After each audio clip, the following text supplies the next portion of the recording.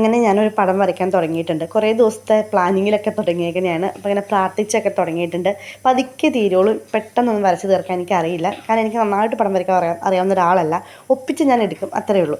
പിന്നെ നമ്മളിത് റെഡിയായി നേരെ മദീന സൈഡിലോട്ട് പോവുകയാണ്. നമ്മൾ താമസിക്കുന്ന ഒരു സ്കൂളിൻ്റെ അടുത്താണ് കേട്ടോ. അതുകൊണ്ട് തന്നെ നിറച്ച് സ്കൂൾ വണ്ടി ഉണ്ട്. പിന്നെ നമ്മൾ ചേട്ടാനെ കണ്ടു നേരെ ഫുഡ് എന്തെങ്കിലും കഴിക്കാമെന്ന് ഓർത്ത് പോയി. മോമോസ് ഇപ്പോൾ സ്ഥിരമുള്ള പരിപാടിയാണല്ലോ. അങ്ങനെ മോമോസ് പറയാൻ ചേട്ടായി പോയി.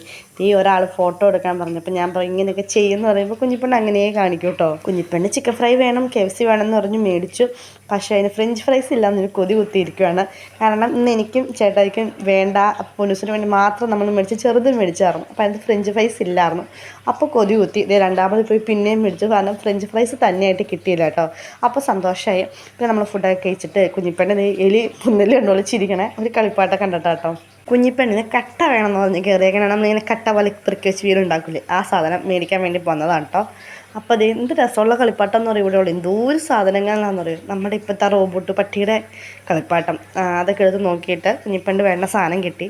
സ്ഥിരം പരിപാടിയാണ് കുഞ്ഞിപ്പെണ്ണ് ഉറക്കം. ട്രോളിയിൽ ഇരുന്ന് ഉറങ്ങി. പിന്നെ നേരെ വീട്ടിലോട്ട് വന്നു കേട്ടോ.